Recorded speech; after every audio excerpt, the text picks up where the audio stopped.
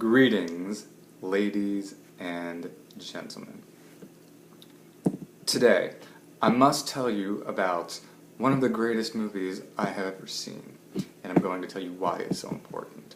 The name of the movie is Into the White, and here's in a nutshell what the movie is about. You've got a British plane, and you've got a German plane. On World War II, and this is, by the way, it's a true story, and they're flying over Norway, and they shoot each other down, both planes, and they crash in different areas of a Norwegian mountain chain in the middle of a massive blizzard. And Germans find themselves in an abandoned cabin. Well, the surviving Brits also manage to find the same abandoned cabin. The surviving Germans, because there are 3 of them and only 2 Brits, manage to take the British as prisoners of war. But an interesting thing transpires, because it just so happens that there's not much food. And they are trapped in the wilderness with minimal resources in the middle of a massive blizzard. And so the dynamic of their profound political disagreements becomes the theme in how they deal with each other, being stuck together. And it's such a fascinating glimpse at a true account of how these people dealt with each other. And I said that these people, the Brits and the Germans, had a profound political disagreement. That isn't a strong enough word. That isn't a strong enough word, because British are like very, very much so similar to the Americans, that they have a profoundly capitalistic, freedom-minded viewpoint, whereas the Nazis, another word for, the Nazis were fascists. The Nazis committed genocide. I know some people are going to say, well, didn't the Americans kill Native Americans, and didn't the British kind of take over the entire world at one point? Interesting point. It's mentioned in the movie, so I hope you're going to go check it out. But the theme I want to talk about is the fact that two groups of people who had extraordinarily profound political disagreements not only managed to deal with each other, but if you watch the entire movie, I hate to spoil it for you, but they come to find a way to respect each other, because at the end of the day, given their circumstance and a need merely to survive, they were fighting for a common cause. This movie really inspired me and touched me deeply, because, again, it deals with the issue of political disagreement, but it deals with something even more profound, and that is respect for human life. That's what comes to mind to me. What do I mean by respect for human life? At the end of the day, ladies and gentlemen, whether you're a Republican, or you're a Democrat, or you're British, or you're French, or you're Chinese, or you're Arab, or African, or homosexual, or pot smoker, what have you, at the end of the day, we are all human beings.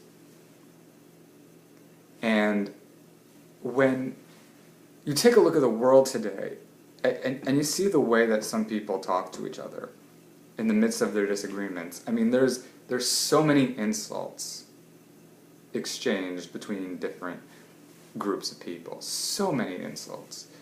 And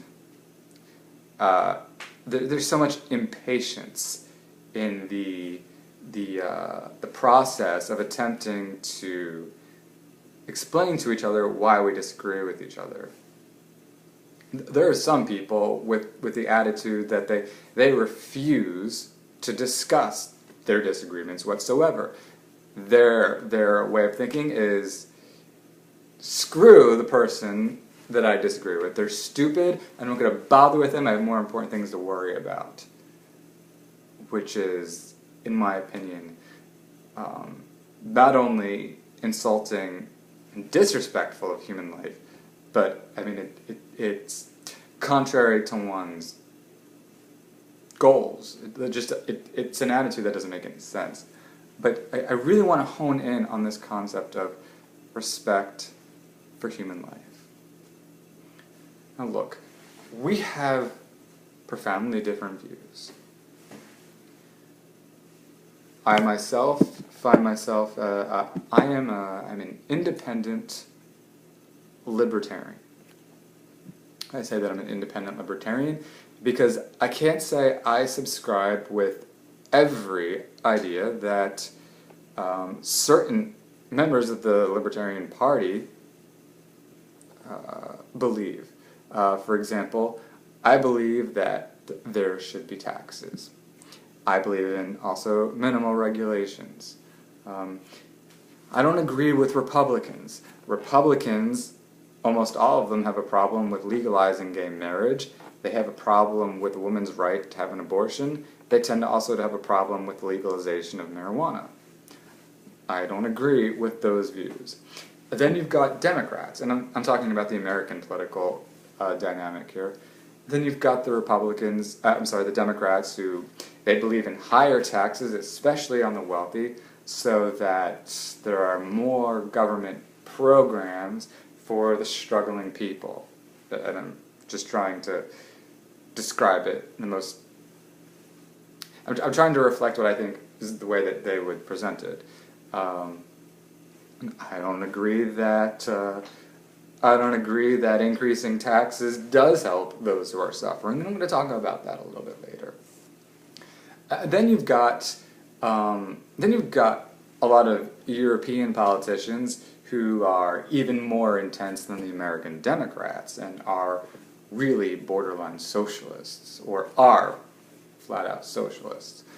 But then you've got terrorists out there, people who believe it's okay to strap a bomb on a child and kill that child and kill several other people with them. You've got people who believe it's okay to crash planes into buildings. You've got all kinds of people, and we all have agreements and disagreements. Some extreme, and to a point where it is literally good versus evil, and others more intellectual and technical and religious and metaphysical.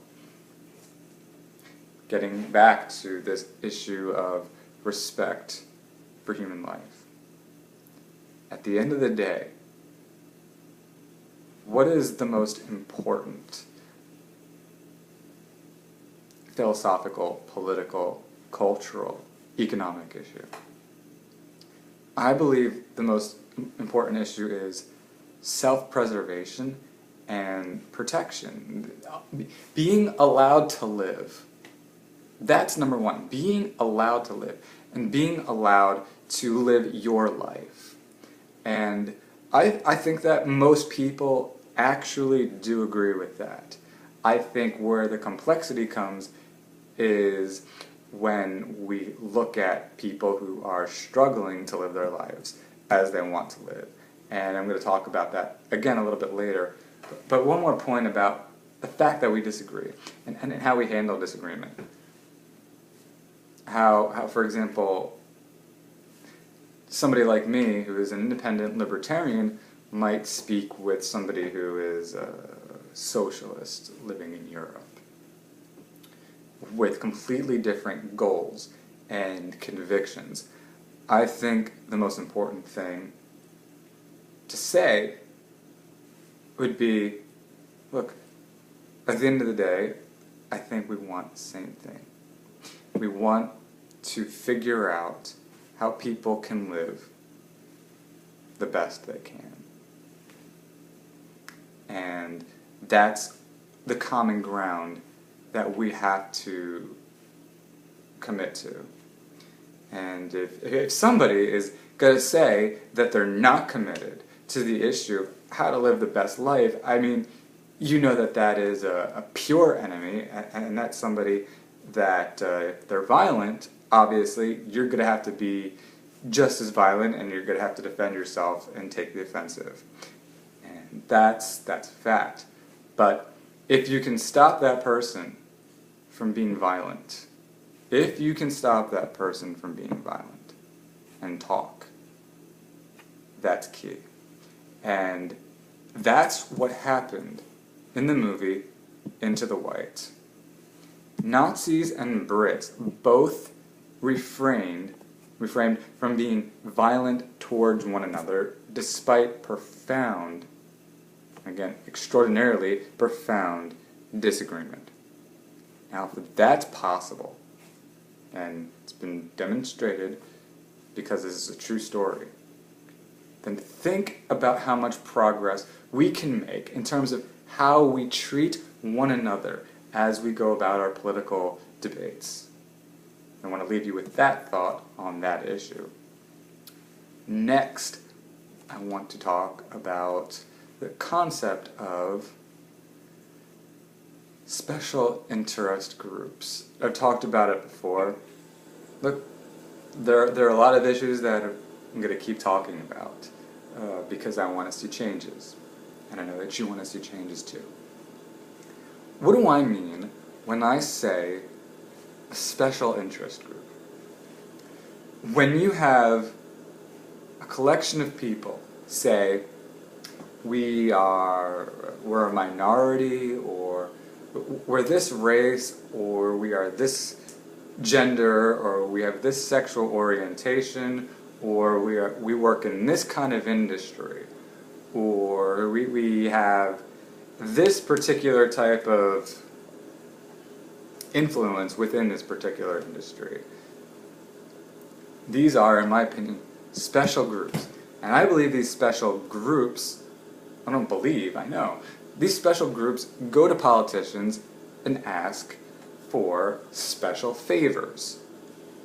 Now, unfortunately, what politicians tend to do is they tend to cave into the pressure of these special interest groups because they want to be reelected and say, what do you want from me? I'll do it. And I'll give you two examples. In the state of New Jersey, the Democrats that Don Lazarn and I are running against, and that's Linda Greenstein, Wayne D'Angelo, and Dan Benson. One of the issues they champion is small business loans for minorities and women. Now, on the surface, this may seem like a brilliant and essential policy.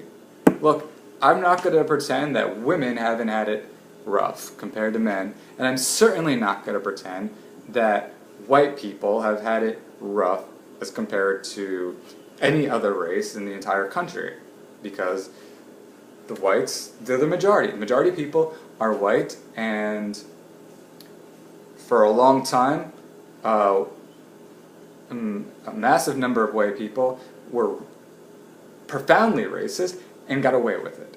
And those are just facts. I understand all of that. And it is something that saddens me. I'm not going to shy away from that either. But the question is the solution to the general issues of racism or sexism or any other form of prejudice, is the solution to any form of prejudice special, unequal treatment under the law? Now, I know that there are people out there who are going to say, well, of course, that's justice. I'm going to argue to you tonight that it is not justice, and here is why. What is the complaint from those who have suffered from prejudice policies or general prejudice in our culture? What is the complaint? What is the specific political complaint? The specific political complaint is inequality under the law at the end of the day. Or unfairness. It's not fair that the white male gets this special treatment as compared to the Native American lesbian. That's the complaint. So how do you fix the problem politically? Well, politically, you never allow unequal treatment under the law to exist. That is the only way. Because think about the ramifications. If we go and we say, oh, you're a woman? Okay, we're going to throw you a few extra dollars than everybody else because women had it bad prior to 1920 in the United States of America because they couldn't vote. Think about it. Now, everybody else is saying, hey, women are getting these extra dollars. Can't I get those extra dollars now? Now you've got some other racial group. It doesn't matter what group it is. I don't even like, I hate any, and I hate, we're the blacks, we're the whites, we're the Latinos, we're the Asians, whatever. But name your racial group. And they say, hey, well, we had it bad. We want some reparations. Why don't we try to get some extra bucks? So when you've got something like Linda Greenstein, Wayne D'Angelo, and Dan Benson, Democratic candidates for state legislature, Don DeZarn and I are running against them. When you've got folks like them saying, those folks had it bad, let's throw them a few extra bucks. What have they just done? They've made one group, they have created inequality under the law, which was the original problem. Now, some people are going to say, well, look, it's not just a political problem. Within the culture, there is prejudice. Within the culture. So what can politicians do to change the culture? The politicians can do very little to change the culture beyond the laws of the land. That's a fact. Because think about how deep the issues of culture go. Because culture reaches to religious issues, and at the end of the day, you've got to give people religious freedom, so long as they're not violent. I mean, they can espouse their beliefs that there should be violence if they want, but if they commit violence, you've got to say no. You've got to throw them in jail for it. But at the end of the day, we're talking about religious freedom, and the right to say things that are offensive, the right to be wrong, the right to be stupid, the right to be a jerk, whatever.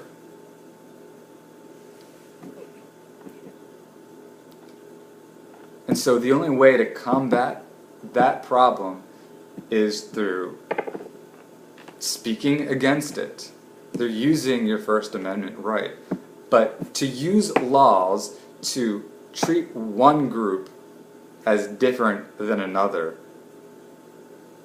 that's not justice. That doesn't solve problems. In fact, all it's going to do is make whoever's not receiving this unequal legal benefit, you're going to cause resentment. That's a fact. Do we want a country where we brew resentment through laws which treat people unequal under the law, through here's some extra money for that group and here's some extra money for that group? Or do we want to say, look, legally, everybody's going to be treated as equal. Philosophically, it's up to y'all to dog it out peacefully. I think the latter is absolutely the best route to go. So, this is true whether you're talking about race, sexual orientation, or industry, even if it's a public sector group. For example,